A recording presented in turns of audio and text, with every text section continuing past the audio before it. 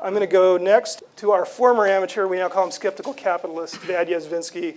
He came out on top in the first 6 months of this year with a 17% advantage over the market.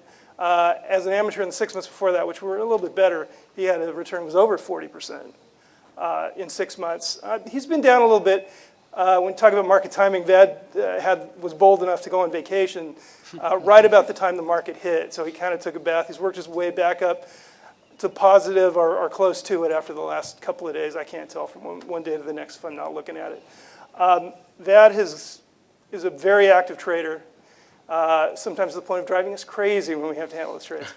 But at the moment, he's all in preferred stocks and all long. So I don't know if, Vad, is that something your strategy is pointing to you in this market, or you're just going for what's out there? I think that's one of the reasons.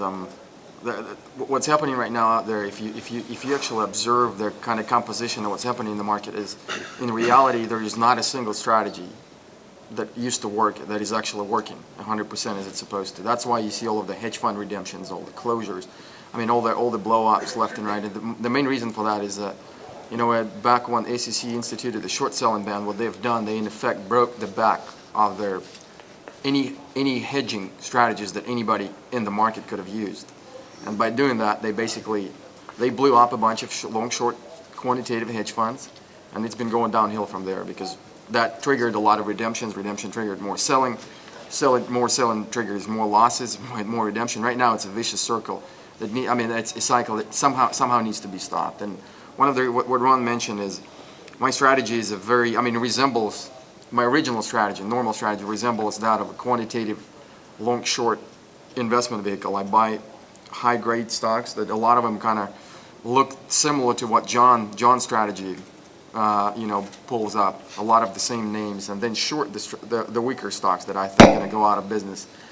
However, once I came back from vacation, I realized that my portfolio has been beat up a little bit. Now I started looking into kind of trying, my way of approaching investing is top-down versus bottom-up. I look at the big macro global trends that are going on in the world, and then I try to select picks, quantitative picks that fit those global trends. And what I found recently is my belief, and it's not a projection, but that's what I think. I think markets are going to go nowhere for a very long time, possibly a year, maybe longer, maybe 18 months. And if they're going nowhere, if you're an active trader, you probably can make some money in between buying and selling. But most of the people don't do that, individual investors. So what I found was in the money of selling in early October, I noticed that a lot of preferred stocks, financial companies have been beaten up. Big banks, Citicorp, B of A, Deutsche Bank. And the reason for that was, one of the reasons for hedge funds blowing up. The second reason is they're a lot less liquid. So in the liquidity, when everything was being sold off, they sold off a little heavier. And most of those stocks actually pay low double-digit dividends. And they're on the same terms as the government preferred stock that they just did an injection. So in order for them to stop paying me, they have to stop paying the government. And so that's been my strategy. That's how I came back from being 30+% when I came back sort of from vacation to being flat. And I think there is still a lot of opportunities in the preferred stock